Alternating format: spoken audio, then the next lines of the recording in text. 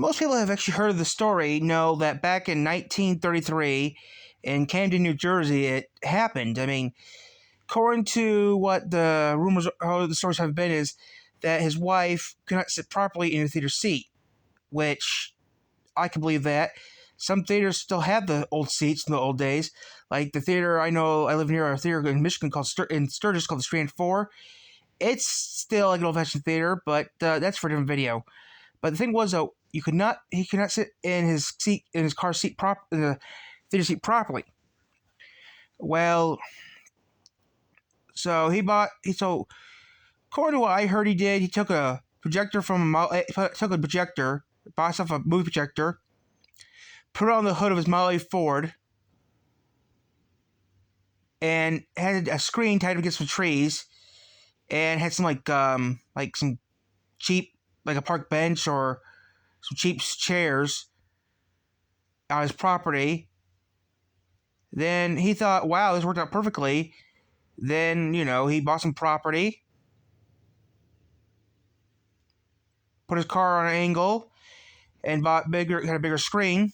There was these poles, then there's like these 3-foot poles with these boxes every 3 feet.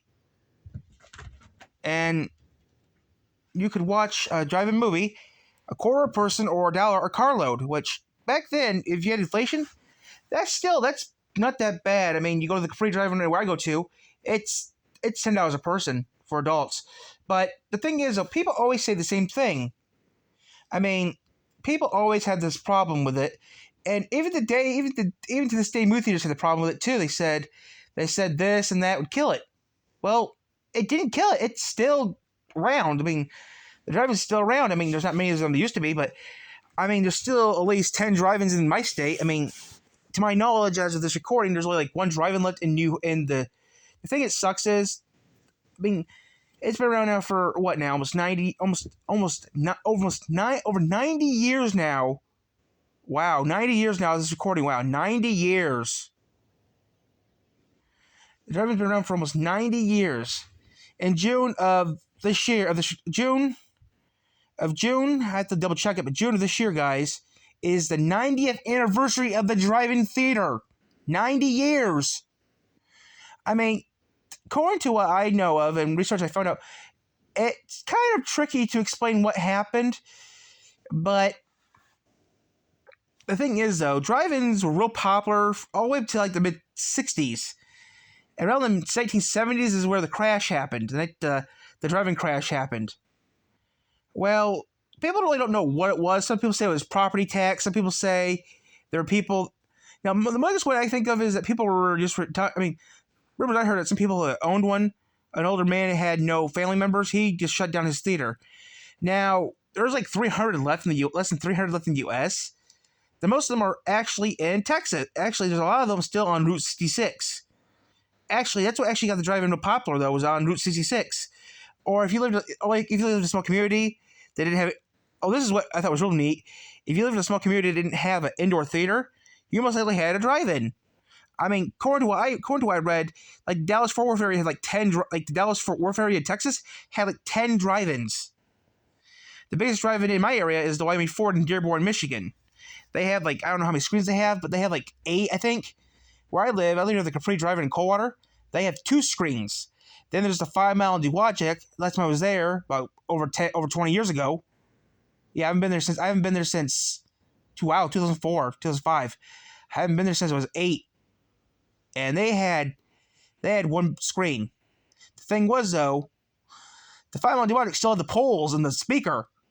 The Capri Drive-In Coldwater use your radio.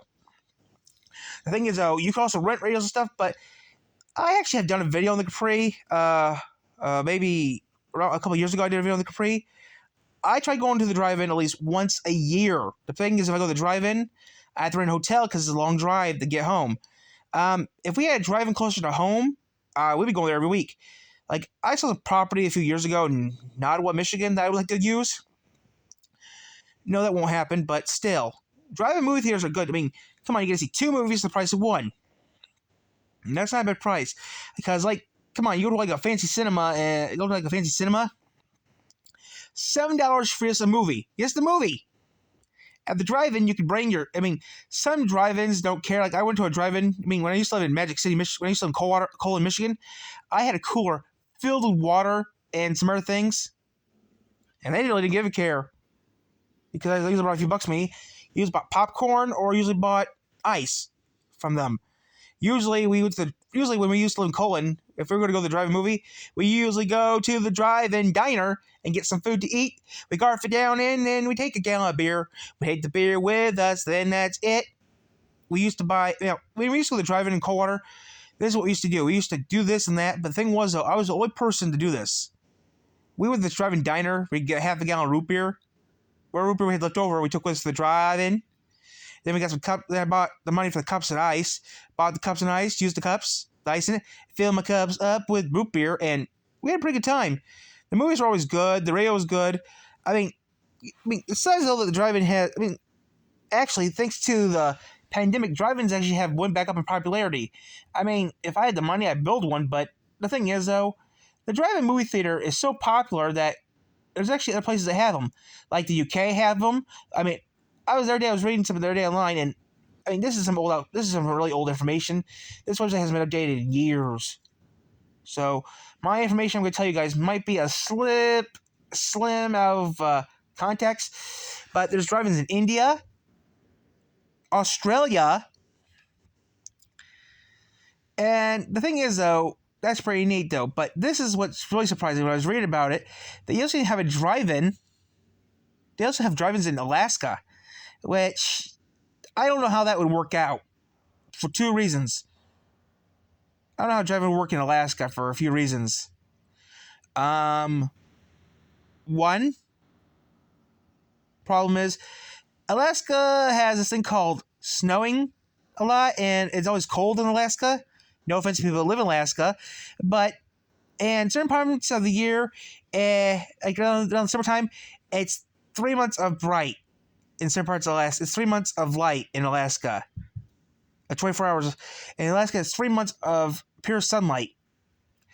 So, I don't know how that works out in parts of Alaska, but no offense to people that live there, it's just that it doesn't seem like a drive-in would be profitable in the state of Alaska.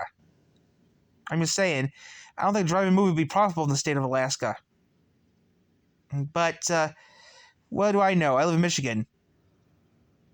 Who knows what I know? Because I live in Michigan, where it's always cold here, and it's been snowy too. But the drive-in should be opening up right about. I mean, the drive-in opens up around this time of year, anyways. But yeah, 90 years this June will be 90 years the drive-in's been open. The drive-in was invented almost 90 years ago. I think June of this year will be 90 years ago. Wow, 90 years ago. Now the thing is, though, I don't know how to pronounce the guy's last name. It was so long, but yeah. 90 years ago, this guy invented a drive-in. Now, some drive-ins can hold up, the smallest drive-in can hold up to 50 cars. And the bigger ones, like, there's supposed to be records of one in Detroit that hold up to 3,000 cars in Detroit. But the thing is, though, we don't really know this because, over the years, the drive-in has, died off. As of this recording, there's like 200 or 300 drive-ins left in the U.S. As of this recording. I would have to check on Google to confirm it, though. But yeah, there's like 300 left in the 200, 300 left in the U.S. It's sad, though, a dying breed is happening. But I've been to 3 drive-ins my whole life. I've been to one in Coldwater, and I've been to 5 Mile in Wagic, the one in Coldwater, the Capri, and I went to one in Indiana. I don't know what that was. It was a long time ago, and I was real young back then when I went to this one. The thing is, though, you don't see things like you used to anymore, which sucks. But the drive-in was a good business. Come on. You can open a drive-in pretty well. You can actually open a drive-in right now if you wanted to. All you need is a projector and something big and white to lay it on. But for me personally, I wouldn't do that. The thing is, though, I would like to copy what he did. There's just 2 problems, though, with that. I like to copy him. I like to copy what our founder did. The problem is, I don't know where to get a Model T Ford. Or was it... Thing is, I don't remember. Was it a Model A or Model T Ford to use? I don't remember. But I don't have a way to get one of those. And I don't think I can get the exact same model he used. Well, Does it really matter, though, guys? Does it really matter what kind of projector it is? I mean, he used an old Kodak projector. Kodak's been, but I wonder if I could borrow a Model T or a Model A Ford, okay, for someone, and get a film projector,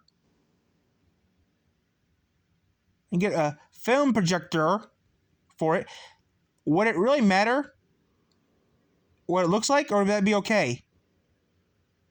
Just curious. Be curious, though. Would that be okay? So I need to see if that'd be alright if I can do that or not. One of these days, guys, or if I knew how to do cheap editing, I'd do it. I don't know if there's any photographs of someone actually recreating this. I mean, the projector doesn't have to really work, does it, guys? It just has to be on the top of a Model A or a Model T Ford, right? On the hood of it, and that's it, right? I think even a Model projector would work, right? I mean, guys, I don't really want to destroy a Model A or a Model T Ford if I could do the stunt, if someone let me do it. But if I just put a projector, even a modern projector on there, like a picture projector, the ones you watch slideshows on, would that be close enough for you guys to see? I mean, come on, that'd be close enough to what you guys could be close enough to do it. I mean, come on, a recreation 90 years later? I mean, come on, that wouldn't be that bad, would it? Well, who knows? But yeah, it's gonna be about this June will be the 90th anniversary of the drive-in, the opening of it. But I have to double check it. But yeah, Camden, New Jersey, 1933, June 1933. So yeah, this will be the 90th anniversary of the drive-in. 90 years the drive-in's been around for, which is wow. Now, that's it.